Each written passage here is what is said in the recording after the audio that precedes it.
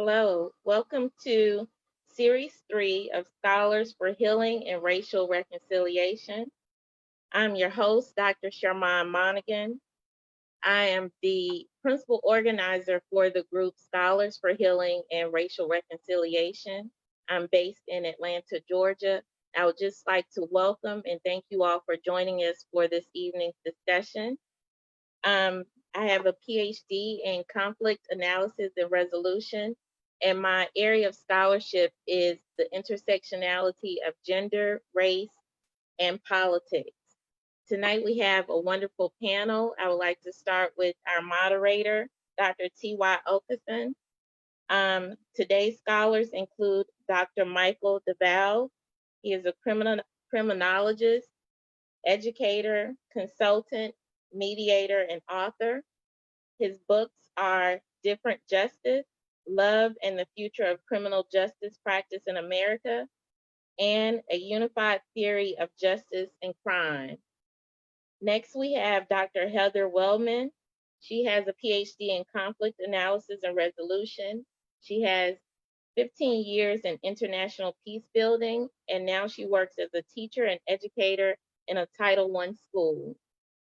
And we have Dr. Scott Gershler, who is also a PhD in conflict analysis and resolution.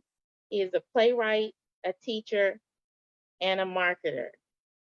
Now I'll turn it over to our moderator, Dr. T.Y. Okeson.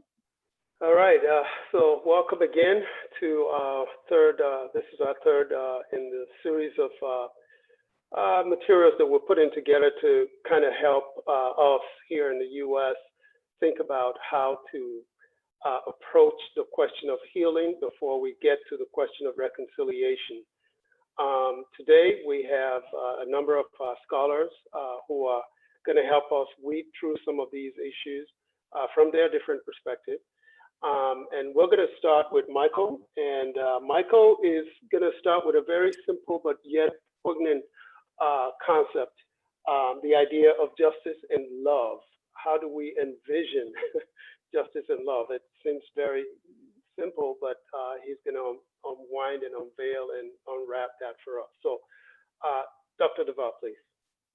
Well, I'll try, certainly. I'd like to begin with saying something easy and then saying something hard. The easy thing is that it's important to recognize the transformation of white privilege into wisdom and healing is for each of us a lifelong endeavor.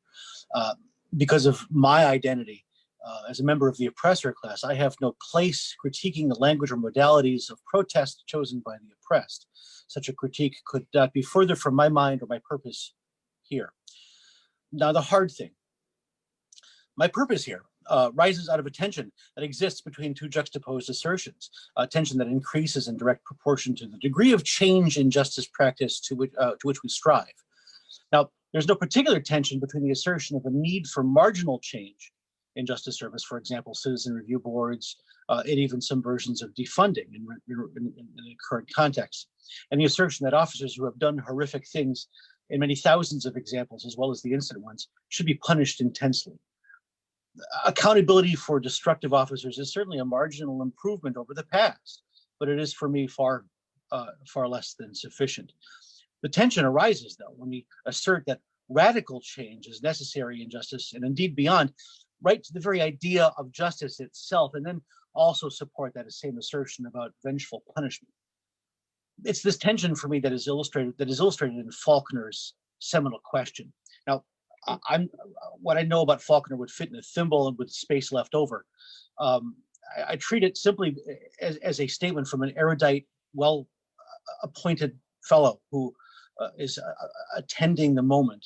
And that moment, of course, was Emmett Till's murder in 1955. And of course, in his press release while in Rome, he essentially asks a question. In essence, that question is, will America earn the right to survive? Young Emmett's murder defies description. It sits apart in a place reserved for atrocities, a place where gas chambers, mass graves, strange fruit, and sickening open casket funerals challenge the very foundations of our shared humanity. Now, the theologian Johann Metz, to whom we'll return in a moment, was asked a similar question, one that basically said whether there can still be prayer for Christians after Auschwitz. His answer will also interest us in time. First, I want to examine Faulkner's question in a little bit detail. First, I'd like to talk about an assumption and an implication from the question. And I should also point out that in this process, when he talks about America, I'm going to kind of blur the distinction between America and its several iterations and the justice apparatus, as well as the police, and kind of treat them as kind of almost a singular kind of thing, because one is a condensate of the other. They're all, of course, functions of individual reality and individual conditions of our own hearts. So first, that assumption. First, for Faulkner, given the language, the particular verbiage he chose, for Faulkner and for me, America has yet to earn the right to survive.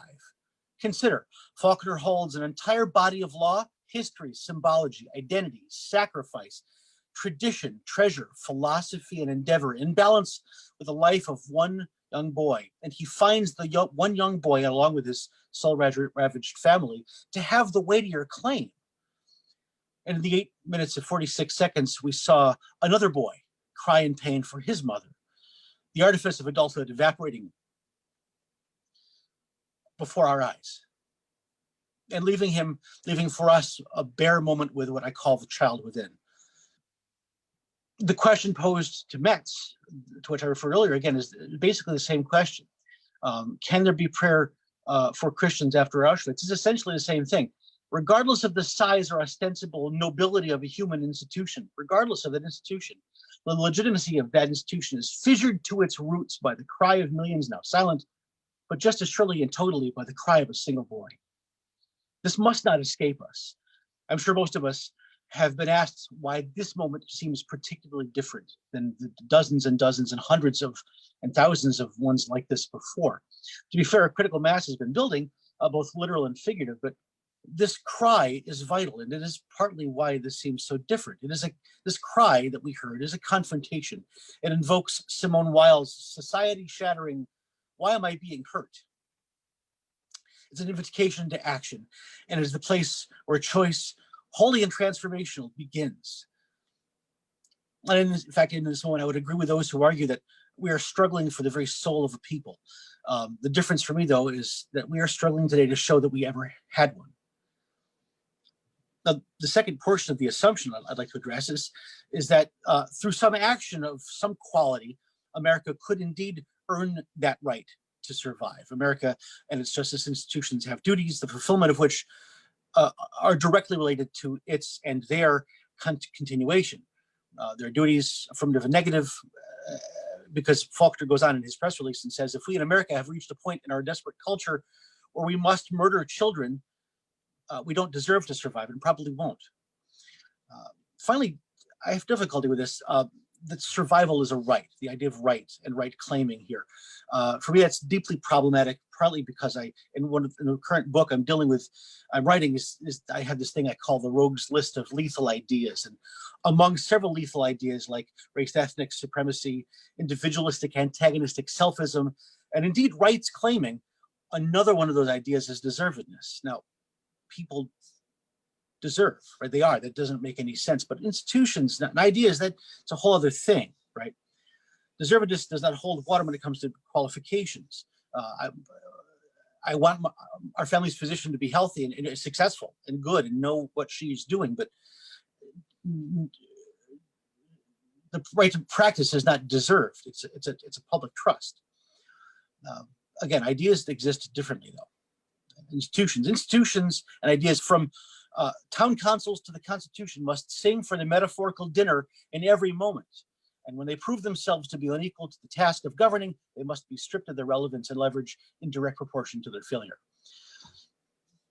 Of course, there's a vital question here. What does it mean to govern? And perhaps time will just have to go on here. But Faulkner also writes, he says, how can we hope, and I'm going to splice this a little bit, how can we hope to survive the next Pearl Harbor?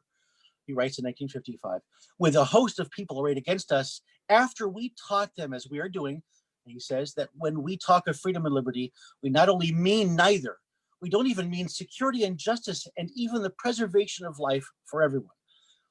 So we must do better. So honesty, authenticity is necessary. Now, but that's not enough, right? Václav Havel, I'm a fan of referring to this. He talks about it at one point. He says that human institutions, because they're made by humans, necessarily contain human illnesses, and through their action, thus perpetuate those illnesses. But if he's right, that also means by extension that human institutions could enshrine our better angels and thus through action propagate them toward meaningful healing.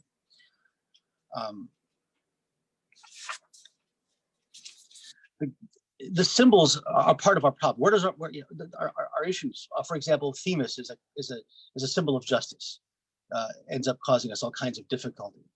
The sword she carries, by the way, is double-edged. She's blind. I'm not sure that necessarily helps us. Instead, we could look to Dikaiosune, the goddess of justice, who talks of healing and transformation, and doesn't carry a weapon. She carries a cornucopia. But what then? If the destination, love, as I should define for you, because I did define that in one of my books, and I should probably reproduce that for you. Find it. It is in here. Oh yeah, the art-like, individualized, unconditional, aware, and endless praxis whereby a human organization mindfully, assertively, and continuously labors for the actualization of another human being as an end in herself, without thought of return, without reliance upon authority, without fear or possibility of cessation. This is the duty to which we're called, that the implication that Havel gives us is directly there. If destination is love, then the means must also be the same. What should it be the target of our action? Idea. We should be addressing specifically the toxic ideas to which I referred to, that rogues list. Martin Buber helps us here, and again we see in the experience of the video an encounter, not an experience, a scientific, distance penetrating but passive experience. We understand the moment in its truth and its fullness through encounter, and is what we're called to do when we see the video. Faulkner encountered Emmett thousands of miles away in Rome. It did not require him to be in that moment into space with him. He regarded him, he honored him. Moms were called recently, also dads. When we encountered George Floyd. Here's where I find hope, however. It's the choice. This moment has passed before, it's here again. We failed 1,000 times in the past, but it all comes down to this moment of choice. Faulkner was clear about his role, the role of choice. What we could do or didn't do in the aftermath of Emmett's murder would, of course, determine the nation's survivability. We are again in the same place. In conclusion, we know there's much hard work ahead if justice and love are to be synonyms. The nature of that work, however, is as terrifying and as arduous as it is evident. Justice is love. Simone Weil's cries, "Why am I being hurt?" seen in the body of Emmett and the piled corpses of Auschwitz, and each affronted Black body, murdered, imprisoned, adjudicated, harassed, and challenged. Therefore, mutuality is the presupposition, and encounter is the engine of justice. The present moment in dyadic relations, in tiny moments, that's where justice lives, enshrined with remembering, anamnestic remembrance, not the kind of memory that bleaches truth or imposes a false science, is where justice is created.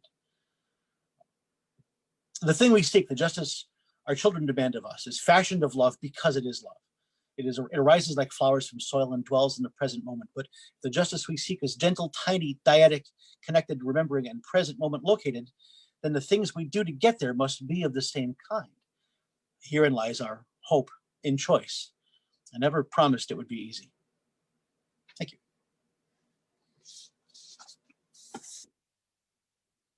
All right, thanks, Dr. Duvall. So now we're going to move on to Dr. Wellman, Heather Wellman, and Heather is going to be speaking about educational inequality or inequities. And she's going to help unpack that in relation to the scenario we're in the United States. So Dr. Wellman, please. Hi, thanks. So today I want to talk to you guys about how educational inequity is a form of racial and class violence. And I want to do that. I have tons of evidence, and my area of scholarship is in the school to prison pipeline and in educational inequity. So I have tons of research and things to back it up, but I kind of want to present it through the lens of my experience as an educator. So my name's Heather Wellman, and I'm an educator and administrator in Pueblo, Colorado. I teach in a Title I and a turnaround school. And that's how I've always taught in schools that are both Title I and in turnaround. So I have some experience with this.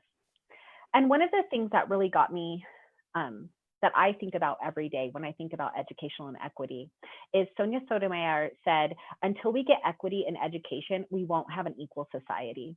So I really liked what Dr. Deval said before me about love and about how it is the constant like moving toward actualization. And I think that education plays a really important role in that. So I want to share with you kind of an anecdote of two educations. On my first day of teaching, I taught at Sarah Zumwalt Middle School in South Oak Cliff, Dallas, Texas. And when I came to that school, I was one of the only white people in the building, including students and faculty. There were about 5 to 6 of us. And so I worked in a predominantly Black neighborhood. And I came to school in Dallas, Texas, a school that had no air conditioning. The heat was on and off in the winter. Many times my students and I sat in parkas with gloves on teaching class. And I came in and I didn't have a projector. And so for my birthday that year, which is right near the time of the beginning of school, I asked for a projector for my birthday, and my family pushed together. And I asked for donations for my classrooms for things like pencils and paper. And I taught around 110 students. And during the course of the month, I was allotted 300 copies. So that amounts to 2 pieces of paper per student that I was allowed to copy. So my family even pitched in and helped me buy a laser printer so I could print copies for my class. My own children attended a school in Plano, Texas, which is considered one of the best schools in the entire state. And when they walked into a very similar classroom in middle school, it was in a brand new air-conditioned building. My daughter joined the track team and was given a Nike tracksuit from head to floor. When she went to her science class, she was provided with so many materials, and she was given labs and interactions and field trips. And now she's going to school and going to grow up to become a chemist and economist. And so she was given this sort of things that helped her get started. And I was experiencing just 17 miles away, a wildly different world. Because funding makes the difference. So you may not know exactly how schools are funded. So 50% in the United States of America, and this is not true in every single district, and some have some different things. But if we're going to look at the whole of the United States, this is how funding happens. 50% of school funding comes from property taxes, and 50% comes from a combination of state and federal dollars. So what that means is that neighborhoods where the property taxes are higher, the schools get more money. And in neighborhoods where the property taxes are lower, schools get less money. And then they get some funding from the state and the federal government.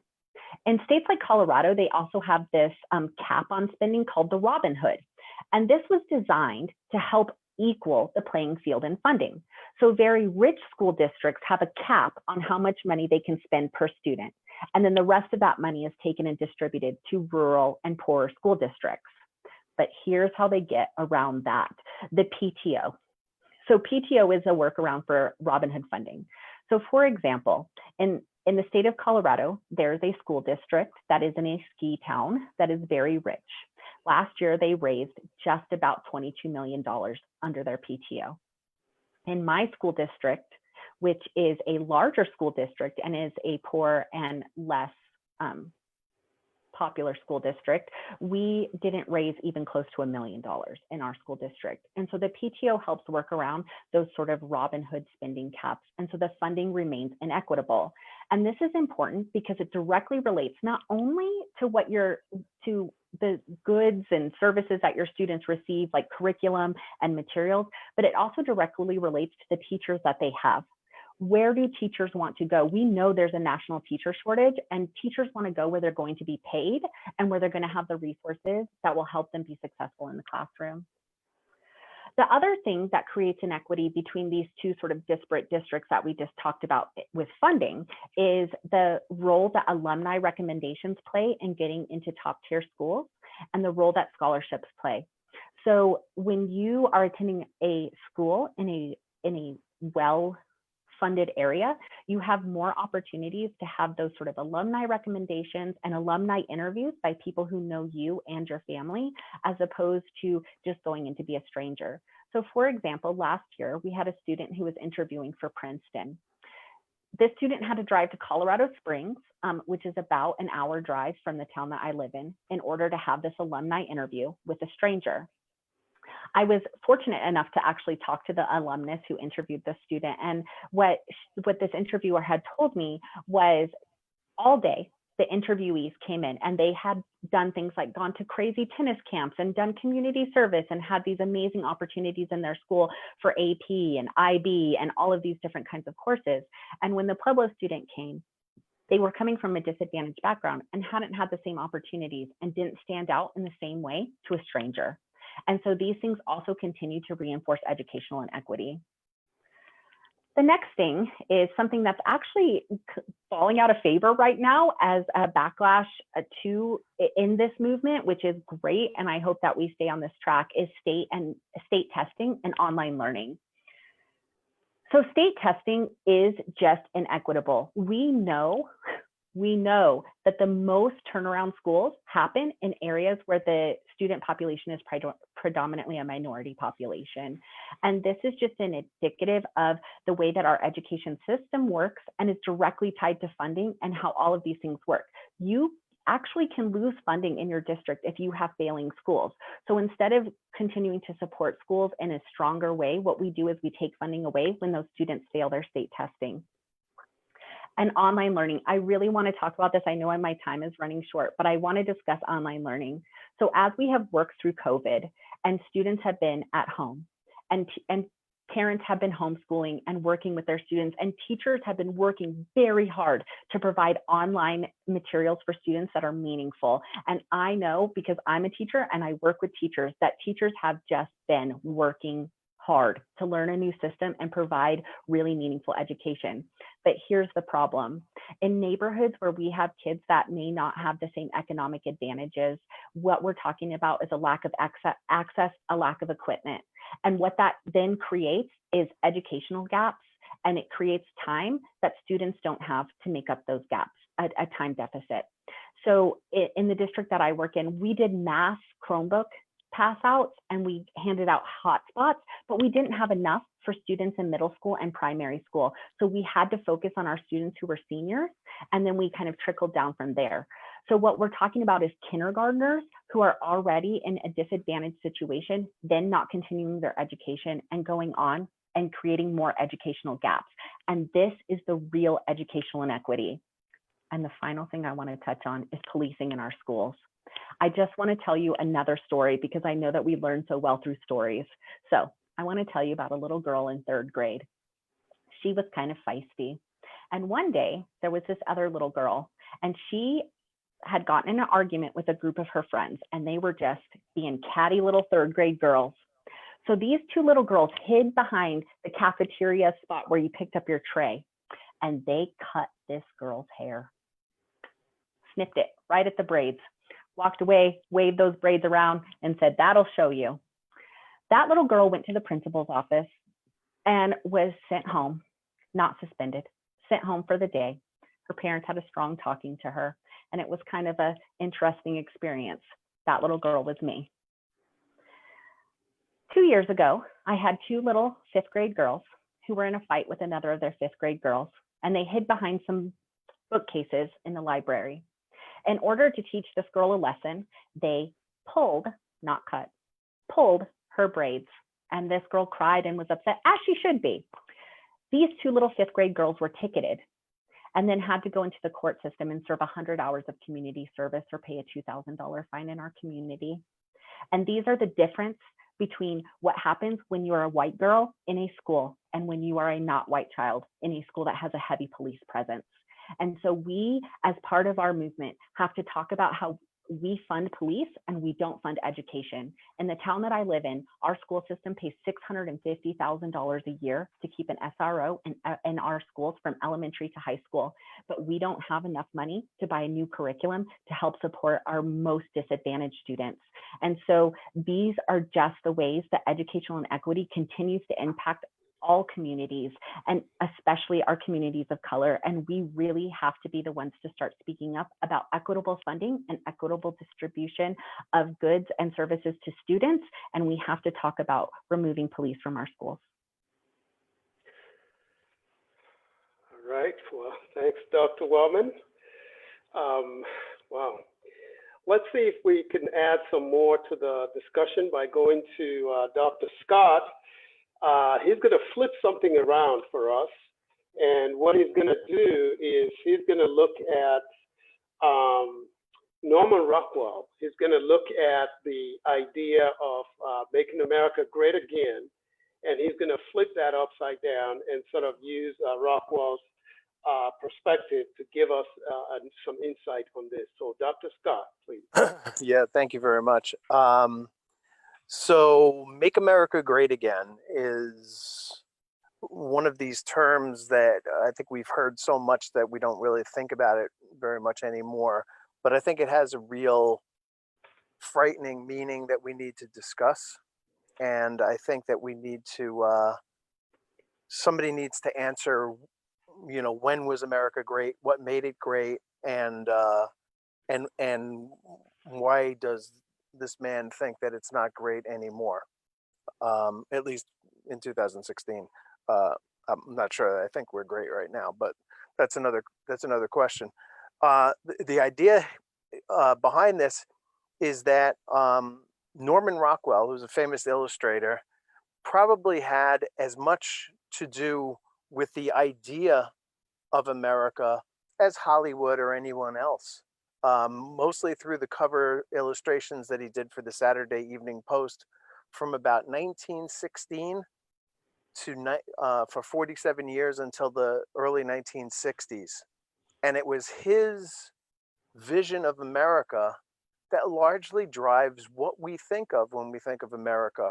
Ronald Reagan once said, and I would like to say famously, although I have to admit I'd never heard this quote before, that he reminisces about a time when we didn't even know we had a racial problem. And of course, the reason that he didn't know that we had a racial problem was because he felt it was somebody else's problem and not his. And a lot of that viewpoint comes from the Saturday Evening Post and the drawings of Norman Rockwell, which portrays a very, very white, very middle class, very sweet society, and with not a lot of rancor and not a lot of problems. This is a painting that Rockwell did for another magazine to illustrate a story, and you can see that he draws on Black stereotypes in a large way here.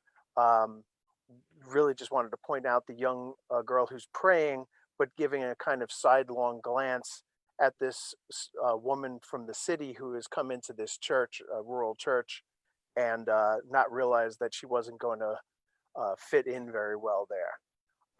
That little girl sort of pops up again later on. So the Saturday Evening Post demanded of Rockwell that he only paint people of color in subservient roles.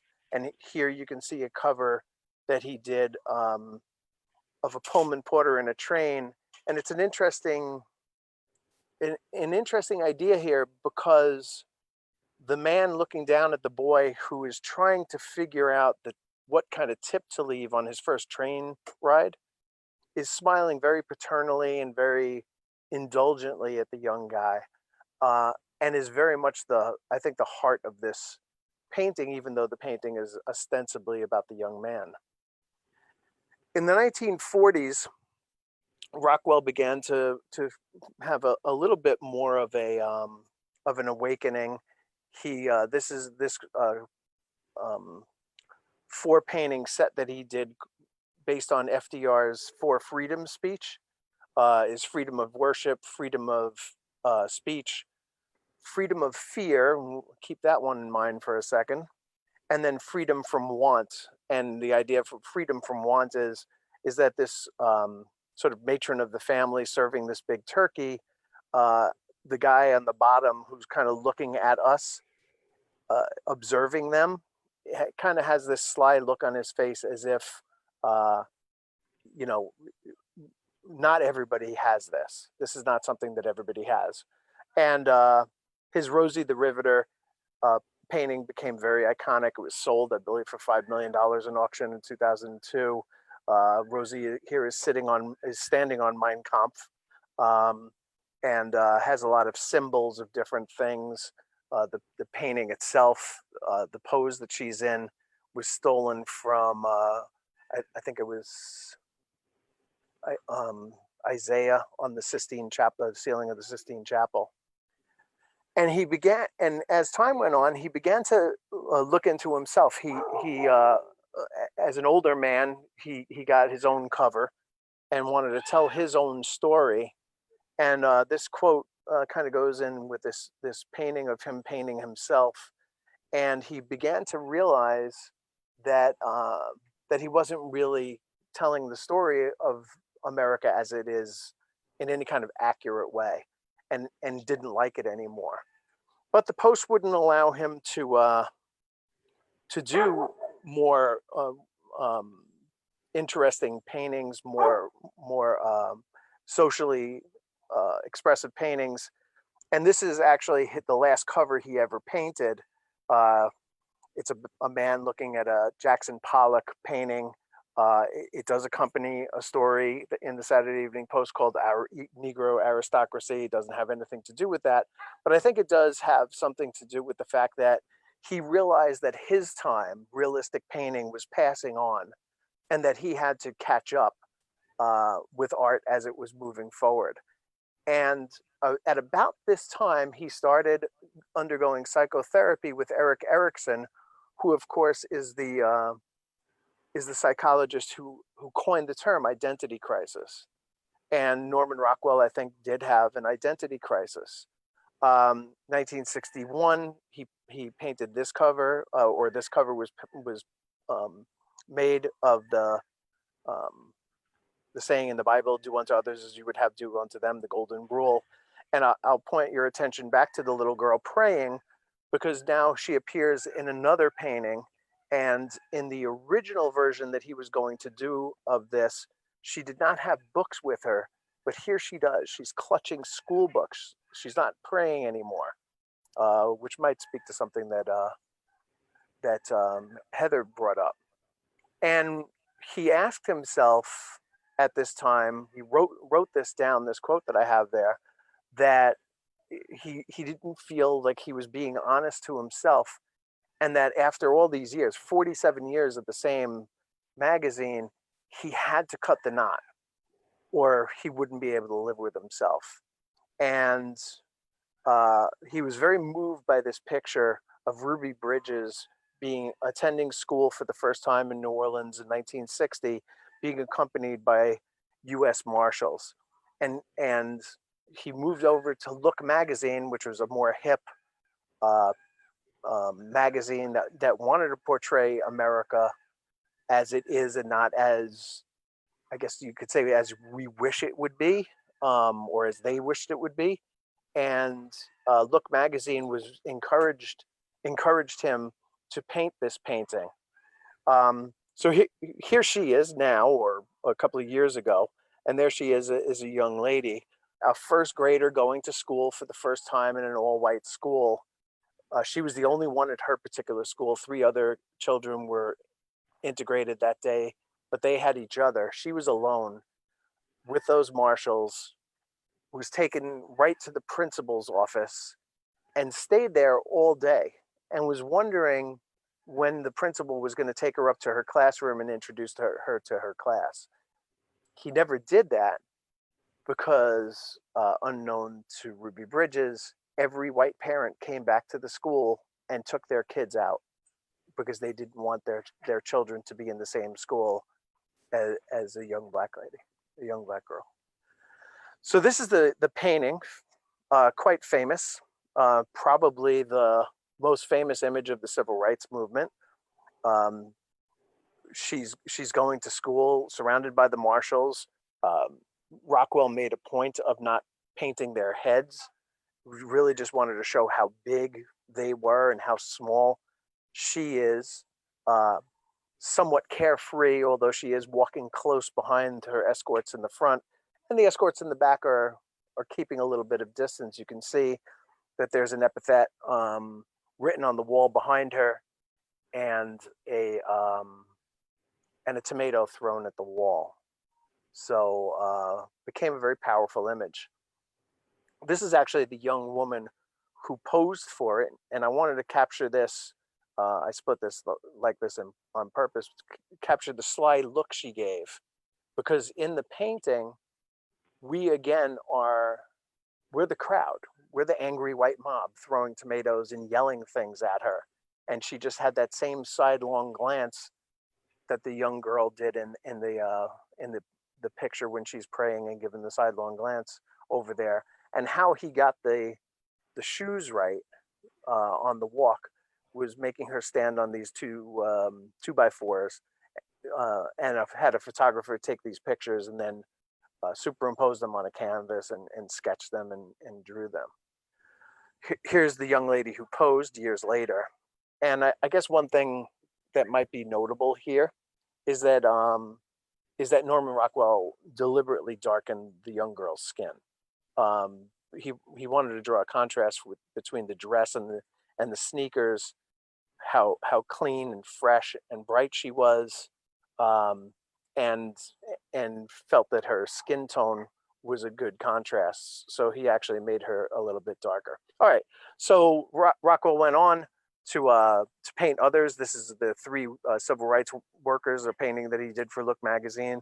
It's a very emotional, very horrifying picture. He doesn't show the bad guys, only their shadows. One of them is already dead, another dying, and the third waiting to die. It's a very powerful picture. Here's one that he did of Vietnam, two soldiers laying dead together, one white, one black, but brothers in blood. And he made this point in one of the sketches that he did for this painting. It was civil rights workers, not soldiers. And he wanted to deliberately mingle their blood together so that you could see that they have the same color blood.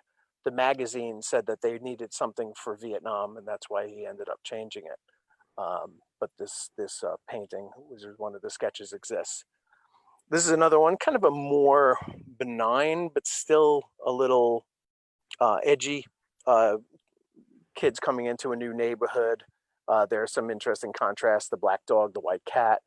The sort of looking and not really understanding or not really registering that things are changing, maybe, or that they are different. I guess you can interpret it both ways, that they're going to be friends and they're a little standoffish as kids are, but they're going to get past that very quickly. I think this is a hopeful image. And then this one, which is the last painting he ever did for Look magazine.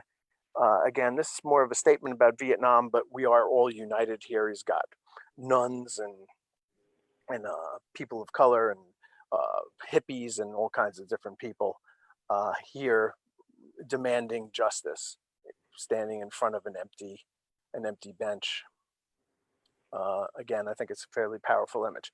All right, so I wanted to talk a little bit about how people have appropriated the image. This is from the Four Freedoms. On the left, you have the Norman Rockwell, and the headline on the newspaper there, I think, is about World War II, if I remember correctly, putting the kids to bed, a little frightened about the state of the world. The The painting on the right is by Pop Peterson, who happens to live up in the Berkshire Mountain area, and painted this one. The headline on that is "I Can't Breathe," and the fear of the father looking out the window, wondering what's going to come of them, I think is a very powerful image. This is another Pop Peterson where he took Ruby Bridges and put her in Ferguson. You can see Ferguson in the background there, and wanted to talk about the Ferguson riots and make a statement there. And Rockwell's power was not limited, I think, to the left or to people who were appropriating the images for the cause of civil rights. Heather, you'll like this one. This is them drawing a cartoon of Betsy DeVos, who, and instead of the N-word up on graffitied over there, it's conservative, which I guess they're trying to say is the new N-word. And this is all about her wanting to destroy school choice. So I'll leave it here. I think my point, or at least one of my points, is that Rockwell, as an old man, really learned something. 70 years old, learned how to adapt himself to a changing world and understand that we're all people, and that skin color is no more determinative of character than hair color is. And I say that with Heather on the line there, knowing that she's a redhead and has a fiery temper.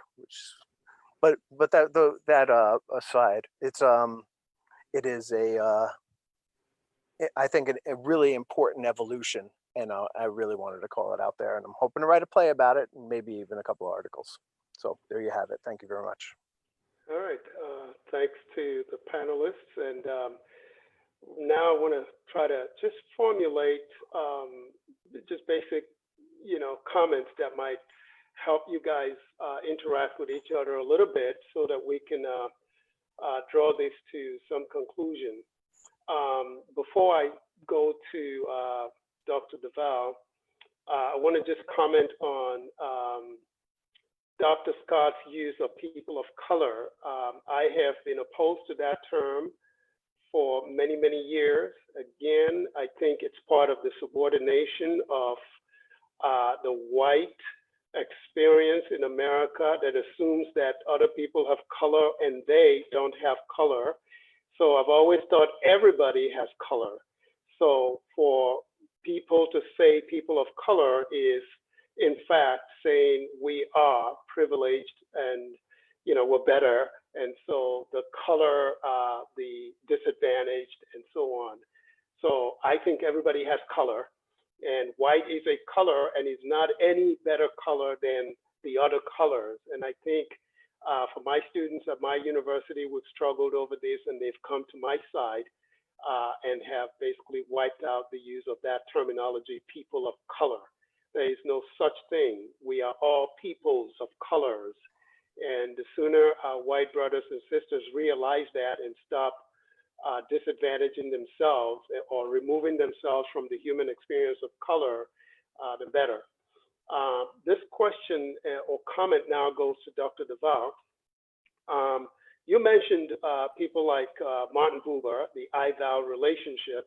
And from Martin Buber, we go on to people like Emmanuel Levinas, who came out of the Second World War, and his experience formed his whole idea in his book Totality and Infinity, where he deals with the face of the other as a very important relationship. And that face of the other becomes a very important element of transformative justice today. And then now you are speaking about justice as love, or justice as compassion, or justice as transformation. And it seems to me that it might be interesting if you all could, beginning with you, Dr. Duval, could take that notion of justice as love and link it to Emmanuel Levinas' face of the other, because that face is the face of the baby you described, who was crying for the mother, right? And then, of course, the mother was not there to help, and how painful, right? But even the people choking life out of that face did not help. So is there a relationship with that? And how do we move that discourse forward to get our populations, our citizens, to understand that the face of the other is actually my face and your face in this experience of justice as love? That's a great question. I think Levinas is a great choice, and of course Levinas and Buber are deeply connected. But again, I mentioned Simone Weil. She also spit, like I mentioned, because it's not simply just the face; it's the face, and it's the cry, the suffering. For Levinas, it's the face that demands a response. Right, but the challenge really becomes one of transcending the fear, because oftentimes there is a fear of connection, and Heather, you're absolutely right about getting police out of schools. It couldn't be more right.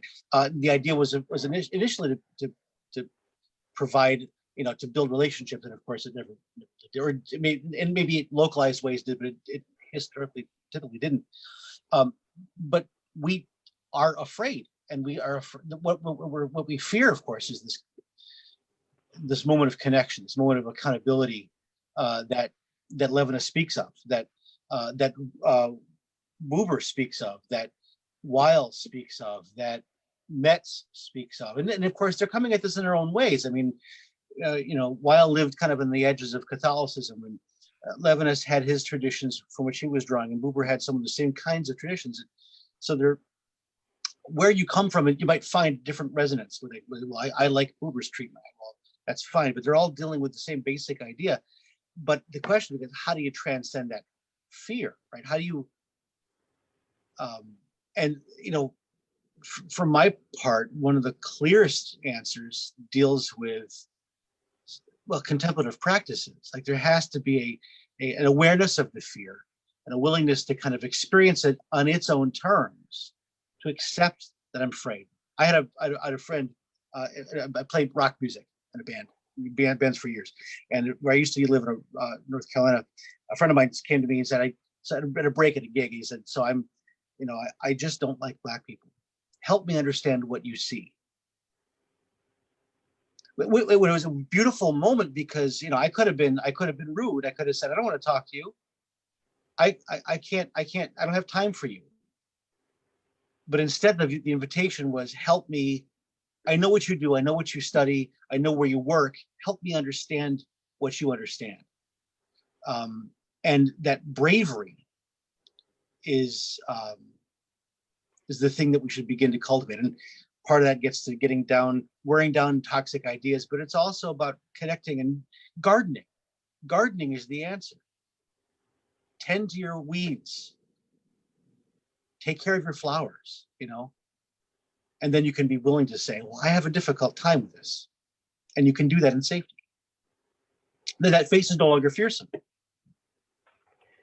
Yeah, Dr. Duval, you did start with a very courageous position. You started by saying something like, I'm coming out of a privileged white position. You started with, that was almost your first statement. And so that was a very courageous statement to say. And then you say, I'm a member of the oppressing class. And then, of course, most European Americans don't see themselves as members of the oppressing class. And that's the fear you're talking about. Yeah. Yes. If they connect with that fear, then they are forced to deal with the idea of guilt and then the idea of punishment. Okay. Right. And I think Iris Marion Young solved that for them by telling them, when you think guilt, think, okay, I did it, and how do we move on from here? So that would Right. connect to your question of fear, right? Yeah. Yes. And one of the things that I've been very careful about, I tell my students, I tell other folks, when you hear someone say all lives matter, oftentimes it's about ignorance, but it's also about suffering. It's tantamount to saying, I hurt too, and no one's advocating for my life. Now, that's a tricky thing to get our head around. And for my role, that's not to say that anybody else should do any anything else. But for me, my invitation is to see that as a statement of pain and to treat it with eyes of compassion, and to help that person begin to understand the nature of the statement, and how harmful it actually is, and kind of begin to pull it apart, not from blame, but from tenderness. Does that make any sense? Yeah. All right. Dr. So- Wellman, you want to comment? Sure. I think that, so when I'm listening to you, I'm thinking, like, first of all, like, I think it's really important to acknowledge that, like, it is not the people who have suffered under the oppressive systems of our United States job and role to re-educate people who are part of the oppressive class on what they're doing wrong. That's our job, right? Like, so we need to be bringing those things forward. But I think it's also really important to stem that even all the way back. Like when you said that the man walked up to you and said he has these feelings, like they start somewhere, right? So like, I'm not afraid to tell you that I grew up in an extremely racist household. I had no idea until I was a freshman in college what colonialism was. I'd never heard the word imperialism. I had no idea that we had done these kinds of things. I grew up in a very rural white community and I just didn't know.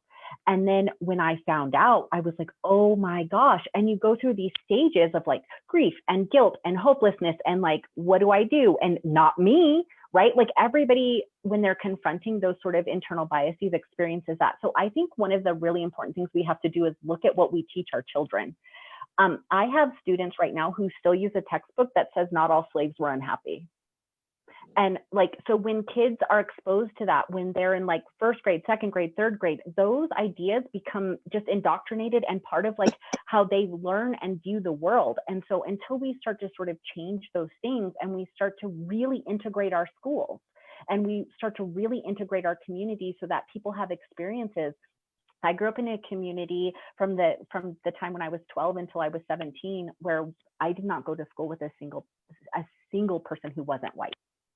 And so I just didn't have that sort of experience. And I know that a lot of people share that. And so we have to really start kind of integrating that and into our education system and really addressing how people can learn the truth about history and what happened. And everybody should, be investigating that on their own, but also our children need to be taught what actually happened. Yeah. Okay, yeah. So Stokely Carmichael once said, and I'm paraphrasing here, that that civil rights laws weren't for black people; they were for white people. He said, "I know that I'm a human being, and I know that I have the right to vote. I have to tell white people that I have the right to vote. It's not for me; it's for them." But I wanted to just touch on the idea of the other, because I had an experience with that. It was kind of, I think, unique maybe in some ways. I worked for a company, and it was owned by a group of Hasidic Jews, and I was in Birmingham, England, and at a show, at a conference, and one of them called me on my cell phone and said that he had just arrived, just got out of the taxi, and I ran out to go get him, to bring him in, because he didn't have a badge, and you need a badge to be able to get past the security guards.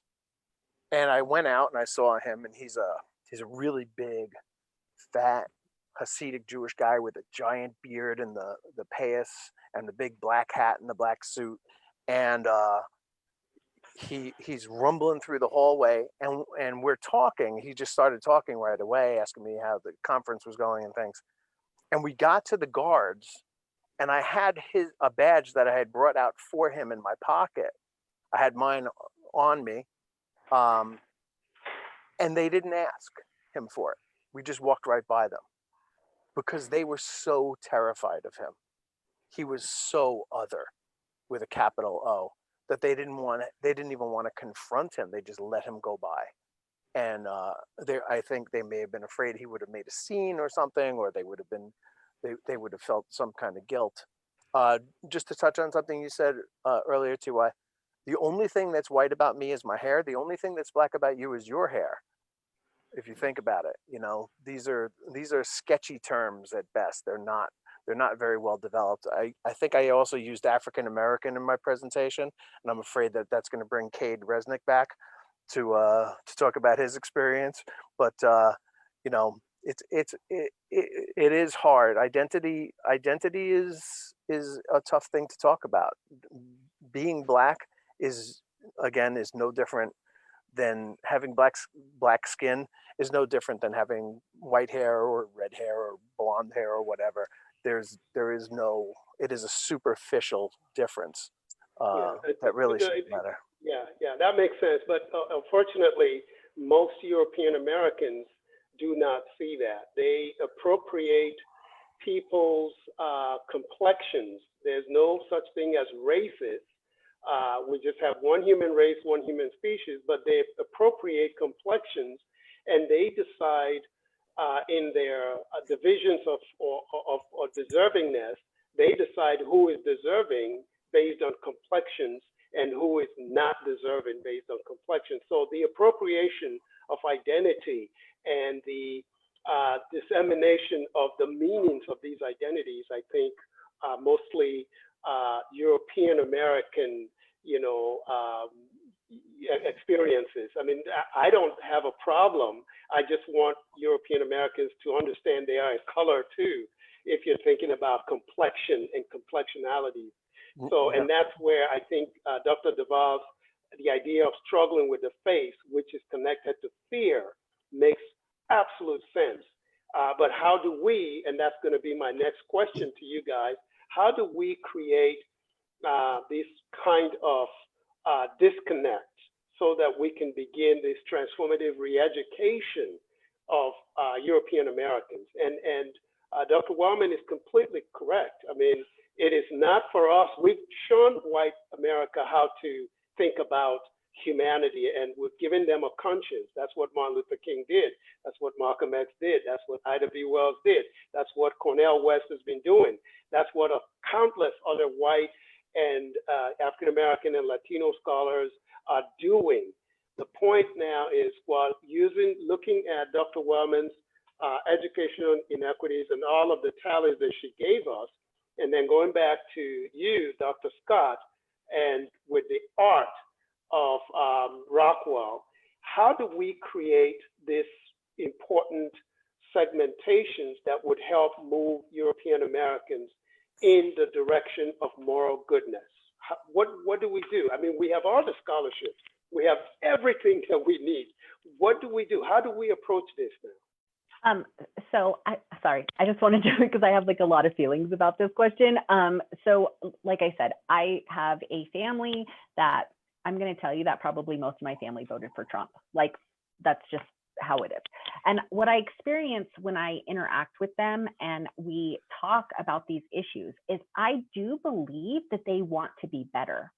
But I think that in order that they have fear, so it's going back to that fear thing where they say, like, if I admit that I've been a racist, then I am a racist, and then I am like something bad, and the beliefs that I've held so valuable my whole life are no longer part of my identity, and I have to separate that, and that requires a huge amount of vulnerability. So I think that as other like white folks, we need to be going and reaching out to people who have those feelings and saying things like, it's okay. I too, I'm a white person. I have said racist things. I have done racist things. And then I found out it was racist, and I educated myself. And now I don't do those things because I know better. And when, do the best you can until you know better, then do better. And I think that we as a community of white people need to come together with and we're not going to maybe reach the extremists, right? But to our friends and our family and say, it's okay. Like, it's okay that you've done this. It's not okay to continue doing it. And let's talk together as a group about how we can stop having that, and let's be vulnerable. And I think that that's something that people have a great fear about doing, especially like in our cancel culture. And so as we move forward, we have to say, I'm not going to cancel you if you admit that you do this thing or you feel this way. I'm going to help you grow and be better. Yes. It's very easy to get angry with somebody and just kind of toss them aside or block them or whatever. But that's the worst thing that you can do, right? It's to be present with them in their difficulties. And if all the stuff that we're saying makes any sense, I mean, where does art happen? Where does education happen? It happens in the tiniest moments, right? It's every in my classrooms. I like to think of my classrooms as being, you know, I'm having a conversation with 30 people or 20 people or whatever. It's it's a dyadic conversation. Art is the same way. It invites a kind of a moment of frozen humanity to be thought and kind of experienced again in a moment.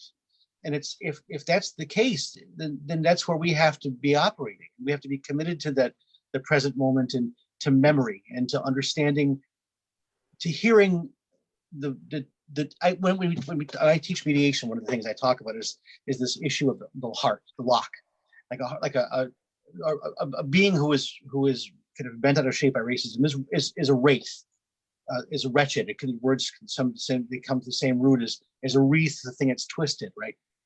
So a wraith is somebody who's bent out of shape and bent out of true, right?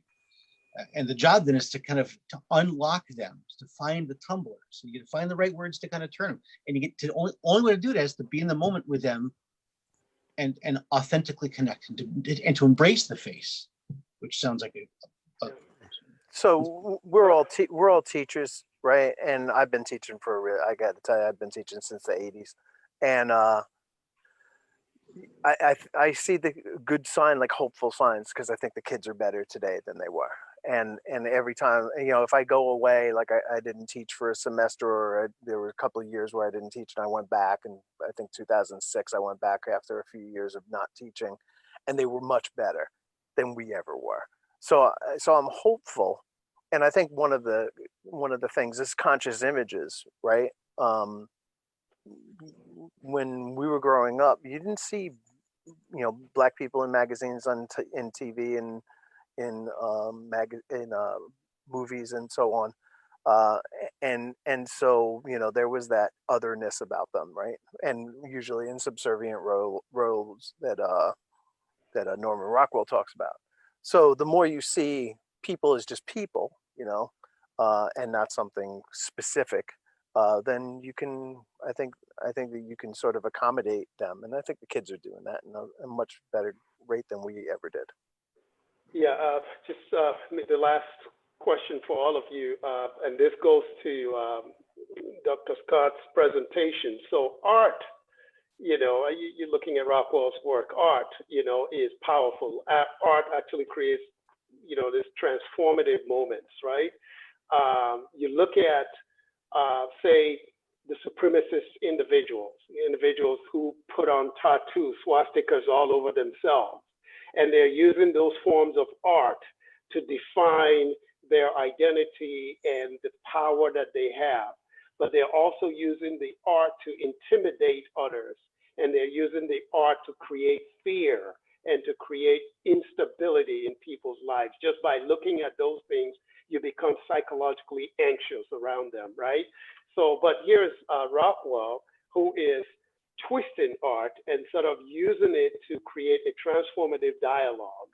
And question to all of you, how should we move beyond Rockwell's work when we think about art? Because it's one thing to talk about art and to present it in PowerPoints, but it's another thing to link it to the transformative idea of justice as love, or justice as compassion, or justice as caring, however you want to frame that. Where do we go from Rockwell's, use of art as a transformative medium?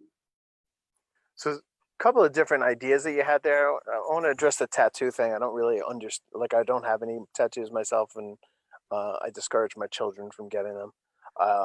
I don't really understand it, but from what I understand, the little that I understand, people do that for a kind of in-groupness, and you can see, and it's also commemorates. So here you go again to this idea that America was once great and we're not anymore, and why aren't we? And those people who believe that cover themselves in tattoos for one reason, to show that their solidarity, the same reason they're not wearing masks when they go outside or go into public places, is a symbol of, I'm rejecting what you're telling me I need to do. And all kinds of artifacts and tattoos and things like that, jewelry, and are expressions that not just of individuals, but for in-groupness. And I'll leave it there. I already discussed the art part. I agree. It's very in grouping, out grouping. And I feel like the tattoos are like similar to wearing a t-shirt, right? Like I worked at this school called Heroes. And so we had superhero day where everybody, like every Friday, everybody wore a superhero t-shirt. And I always wore Ruth Bader Ginsburg. And so that was like a clear message in my school, like in grouping and out grouping, right? Like who's part of my group and who's not. And I think the tattoos serve the same. But speaking to the art, I think that we're seeing transformative art right now. Just every town that I've driven in recently, and across the news, across my whole entire Facebook news feed, people are posting pictures of murals and art and using art for that transformation, just like in Washington, D.C., where they painted Black Lives Matter down the street in front of the White House. And when we see the memorials in Iran to George Floyd and across the world, people are using art as a transformative way to show how they feel. But more importantly, we've used art in the past to like sort of uphold our ideals. And we can use those examples such as like the Confederate statues and those kinds of things. And we've seen those being dismantled. So not only are we using art to build up the society that we'd like to see portrayed, but we're also dismantling art that is counter to what we want our society to be. Yeah, just if I could just echo that, I would just say that I'm a big fan of, I've been doing this for a while, I'm using art in my justice classrooms at Bridgewater State University. It's very, very important. Like, for example, my ethics students did triptychs where they explored an issue and they used triptychs to do that, to communicate. So it's a kind of a collateral way of thinking through our interiority. And just like was already so eruditely pointed out, art over the life course provides a vector. And I think it's useful for us to encourage that interiority and explore it through art of whatever kind, and to say that if swastikas express your interiority now, okay, in 10 years maybe then you come to grips with that reality and you turn it into something else. I mean, transformation has to be a mutual acceptance, and art facilitates that in really stark ways, just as you've already shown. Okay, well, let me just wrap this up and then turn it back to Dr. Monahan. I think, the panel has done a fantastic job trying to grapple with these very difficult issues. We started with Dr. Deva, who sort of connected us to the age-long struggle of how to really create a dialogue with each other in terms of understanding justice as something that is uniquely tied to our inner, call it intuitional realities that we often neglect. And so this is what he calls justice as love or compassion. And then we went on to Dr. Warman, who gave us a tally of some of the ways that inequities occurs in the educational scenario. And then one of her greatest addition there is to encourage all of us to think about, removing policing from school. Let me just be clear. She's not saying to people that, some form of public safety is not important. She's just saying these individuals, the way policing is conceptualized right now is disadvantageous to educational systems and educational scenarios, and they should be removed. So that's her position there. And then Dr. Scott tried linking the notion of art to transformation and did a fantastic job by showing us how an individual who begins, creating sort of your stereotypical racist, portraits, shifts and transforms within himself into an individual who begins a different narrative that would be on the side of solidarity with the people that are being marginalized. So that's very, very interesting.